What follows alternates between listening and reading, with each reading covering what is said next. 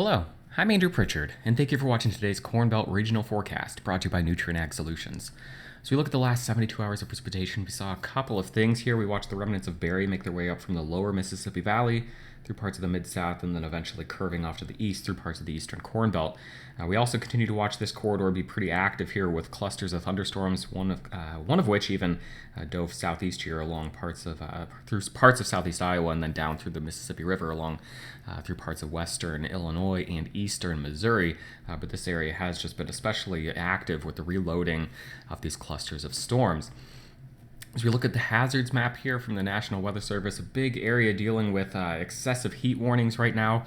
That, of course, for high temperatures in the 90s combined with this muggy air mass, dew points in the mid-70s, creating afternoon heat indices between 100 degrees and 110. So if you're working outside in these areas, and essentially the entire chunk of the central and eastern Corn Belt here, remember to take frequent breaks, be hydrating, and with overnight lows only dropping into the mid to upper 70s, that doesn't really allow for much cooling off without the aid of air conditioning. So certainly, check in on folks who don't have air conditioning, elderly, take care of your pets, it impacts them, all the old, warnings that go along with heat like this. This, of course, is going to last through Sunday for many folks, and this even extends over into parts of the Northeast as well, while we deal with this big ridge of high pressure over a big chunk of the central and eastern United States. And here is that ridge of high pressure, of course, the heat building underneath that.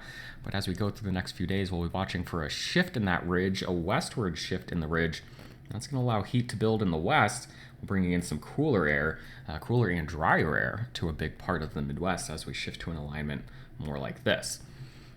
So over the next 5 days, when we look at the temperature forecast here, in the next 5 days on the left, the 5 days that follow that over on the right. Now, of course, over here, we're dealing with a combination of the hot air mass we've got now for the next couple of days, and then the cooler air mass that follows. So that's why you're seeing things a bit neutral across the central Corn Belt here. But then as we look at the 5 days that follow there from the 25th through the 29th, seeing that cooler air kind of lock in again as we move to a pattern more like this, allowing the heat to build over the western United States, but bringing in some cooler air here to a big chunk of the Corn Belt.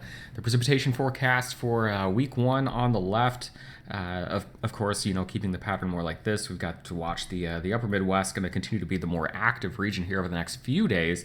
Thunderstorm activity will eventually kind of shift southward along the frontal boundary here as we head through the later part of the weekend, before we're actually kind of dry for the few days that follow that. Now, week 2, I don't have a ton of confidence in what we're seeing here, but we're not going to see, the persistent troughing across the Corn Belt here as we shift to a cooler pattern across the Corn Belt, but maybe shifting to a more zonal pattern as we head into the very last few days of July, early August, keeping the chance for some thunderstorm clusters across parts of the Corn Belt. But we will see actually a period of quieter weather here as we head into next week, perhaps shifting back, bringing in the chance for some thunderstorms as we head into the end of next week. So let's take a look at the high-resolution NAM model. This will get us through a big chunk of the weekend. And again, you'll be watching for thunderstorm clusters, mainly in this region here to start the loop off. But as our cold front kind of slowly moves south with time, you'll see the thunderstorm activity do the same. So we'll just go ahead and we'll play this out here going through Friday and now through Saturday. And then eventually here we'll stop on Sunday afternoon. And again, you can just kind of see that. We'll click through time just so you can kind of follow along. Again, going through the day on Friday. And then here we are on Saturday afternoon. We'll be watching this region. And then as we head through getting into Sunday afternoon, we'll be watching for thunderstorms to kind of redevelop in this region, slowly moving southward with time. I can move to look like the accumulated forecast that kind of goes along with that. The accumulated precipitation forecast, again, you kind of just watch things kind of slowly sag southward with time as we head through the weekend. The temperature forecast, here's where we can watch that frontal boundary. We'll go ahead and play it. You see the very hot air mass across this region, but you see it kind of creeping southward each day here as that heat builds, but that front continues to sag southward. And so it'll be a slow process. It's not as if we're dealing with a fall cold front that's going to quickly push across the region. No, it's going to be, again, as I kind of showed you here, just a slowly southward sagging boundary. And again, I'll play it one more time. Here's Friday, and then you see Saturday. And then we'll get here into Sunday. And each day you see that heat build in, but you see it build in a little bit further south as that front makes some progress. So here's the jet stream forecast then over the next 7 to 10 days from the European model. And again, here we see this broad ridge. It's allowed the heat to really build across the central and the eastern United States. And you'll see that transition as we begin to move through this forecast. And we'll go ahead and we'll try and click through time because I do want to show you what I meant here earlier. I kind of teased that it's not necessarily going to be lingering long term. So here's the ridge now. We're going to move through the weekend into early next week. And by the time we get to Monday and Tuesday, now we've really seen a big shift. Now we've got the jet stream doing something like this. We're building heat into the western U.S., bringing cooler and drier air mass into the Corn Belt. But as we roll on to mid to late next week, we see the opportunity perhaps for an area of low pressure to swing through here, a trough through the upper Midwest into the Great Lakes. So we see some reinforcing of this pattern, keeping the ridge out to the west with broader troughing across the Corn Belt. But it's not quite as defined as we see it there, early in the week, nothing like this. So that's why I think we'll see fluctuations in the temperatures, probably shift back to a more average, more typical late July and early August air mass here, which again is hot and it is muggy just by nature without bringing really strong blasts of cold Canadian air into the region or anything like that. Of course, July wouldn't be cold, but I just want to kind of reiterate here that it looks like, we'll see definitely a shift in the air mass. But it doesn't look like this is going to be necessarily any kind of persistent cool down that lingers well into August or anything like that.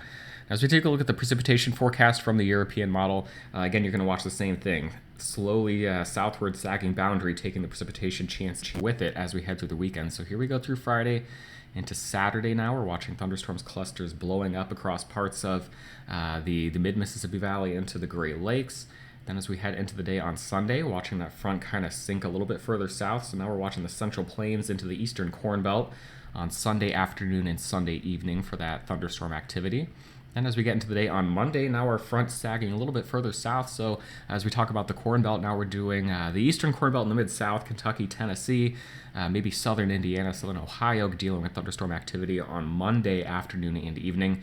By the time we get to Tuesday, though, this front has cleared the Corn Belt, and we are now dealing with an area of high pressure here, bringing in cooler, drier air mass and a break from the thunderstorm activity across the upper Midwest and the Great Lakes here, as this front kind of takes that juicy air mass southward with it. Now, as we continue to play this out, going through Tuesday, Wednesday, now Thursday, you're seeing this quieter period here as this area of high pressure settles in across the region. So again, it does look like kind of at least a temporary shutdown in the thunderstorm activity where it's been very active from the Dakotas into the Midwest and even parts of the mid-Mississippi Valley, still seeing thunderstorm clusters sink into this region, even though it's a drier pattern overall the last few days. But this front really going to bring some change into the region that lasts for a big chunk of next week. But then we get into the next weekend. We're, of course, getting out into a time period where we've got low consistency. And that's why, I kind of said I had lowish confidence in the week 2 precipitation forecast. But with the opportunity for some of these systems to, slide in from the northwest, that could bring thunderstorm activity back into parts of the Dakotas, parts of the central and the eastern Corn Belt as we get into the very last few days of July and the first few days of August. But the big message here is just a very different air mass moving into the Corn Belt as we head into next week. The total precipitation forecast then from the European model, the same thing we just watched here, but leaving the accumulation. Again, you're going to watch the southward movement of the precipitation here, going with that front. The front may stall out here in the southeast, leaving the opportunity for some heavier precipitation across the Gulf Coast into the southeast states. But there you see, if I take the drawings off and as this loop kind of repeats, you're seeing the southward movement of those thunderstorm clusters here at the beginning of the loop, and then you don't see a whole lot accumulating as the loop continues to play on through the end of next week. And that's again because we will see at least a 3 or 4 day shutdown of the thunderstorm activity across the Corn Belt, not seeing those return in any kind of large scale fashion until at least we get towards the back half of next week. Now here's where we can watch the temperatures here, the temperature anomalies, starting off here on Friday, of course, with this big area of heat across the central and the eastern United States. As we play this out, though, we'll go ahead and we'll stop it and we'll go through time just so we can watch the transition here, bringing it back. So here is Friday and then Saturday. You're watching this slowly kind of move southward with time, the cooler air coming in from the north. Go into Sunday now. Monday, this cooler air mass really taking hold over a big chunk of the Corn Belt. So Monday is going to be really the first big day of relief for a lot of us here. Again, we can open up the windows then and not be prisoners to the air conditioning and let some of that cool, crisp air in here Monday and Tuesday. I'm very excited about that. When we move through Wednesday afternoon and into Thursday, now you're starting to see some of the heat return to the Dakotas here. This air mass kind of sinking off to the south, allowing heat to kind of sneak back in through parts of the high plains, and this will continue as we get into the middle of next weekend, where we start to kind of transition. You're seeing, not really strong cold or hot anomalies on here, kind of fluctuating between both as we get into next weekend, and that's where I think we'll go back to a more typical summer pattern here, where we're closer to average, maybe a few degrees below or above average each day, with opportunities for showers and storms. Low predictability, but the big message, a big change in the air mass here. As we go from hot and humid this weekend to a cooler and drier air mass, at least Monday, Tuesday, Wednesday, and Thursday of next week, perhaps shifting back to a more typical summer pattern as we get into the end of next week, but low predictability. We'll save some of the details for some of our forecasts next week. One more way of visualizing the air mass change here, precipitable water. So we're looking at the moisture content in the air mass. Of course, a very humid air mass across the region now, but as we play this, you'll see the drier air come crashing in from the north right there, taking the humid air mass, kicking it off to the south. But then with time, as this loop plays, you see things kind of return. First sliding in from the high plains here as we get into the end of next week, but then certainly getting back to a more typical air mass for late July by the time we get to the end of next week. So we'll just finish here looking at the high temperatures for the next few days. Let me go ahead and we'll just pause this and go through time. Starting off Friday, of course, a big area of heat.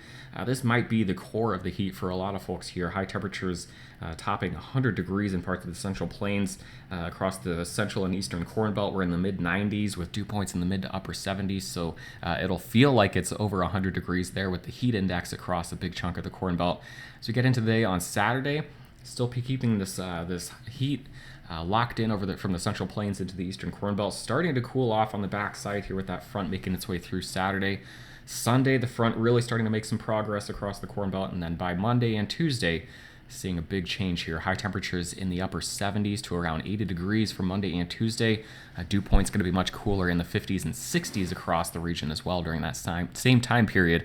So a very different air mass. Here's the high then for Wednesday, Thursday, and then Friday of next week, shifting to a more typical summer air mass here with high temperatures in the mid-80s.